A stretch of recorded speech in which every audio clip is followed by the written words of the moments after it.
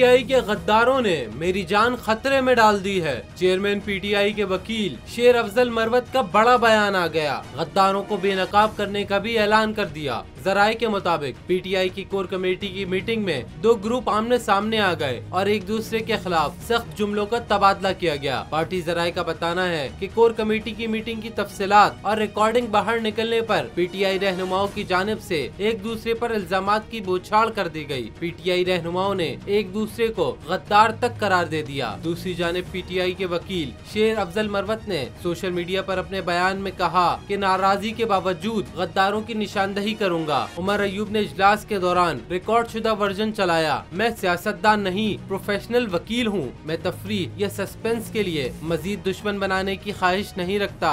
शेर अफजल मरवत का कहना था कि पार्टी में मौजूद गद्दारों को चैलेंज करने के लिए बड़े हौसले की जरूरत है। मुझे इसके नताइज भुगतना होंगे, चाहे कुछ भी हो। अपनी जंग अकेले ही जारी रखूंगा।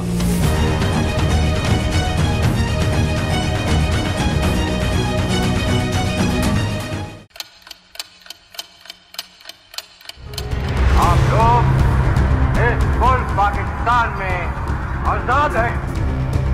सहाफती उसूलों पर कारबंद बोल न्यूज ने रखी रिवायत बरकरार। बोल न्यूज की जानिब से देखने वालों को यौम आजादी की बेहद मुबारकबाद। मुल्क भर से जश्न आजादी की तकरीबात बोल ने दिखाई अपनी स्क्रीन पर।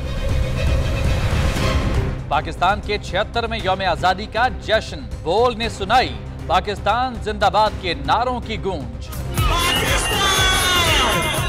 बोल की सबसे बड़ी ट्रांसमिशन में पाकिस्तान का नाम रोशन करने वालों ने दिए कौम को पैगामात। बेपनाह मुश्किलात का सामना करके इस मुल्क को हासिल किया। आजाद कौमों को बहुत सी कुर्बानियां देनी पड़ती हैं। 76 वालियों में आजादी का दिन जोश खरोश के साथ मना, क्योंकि जिंदाबाद पाकिस्तान ये है बोल की पहचान।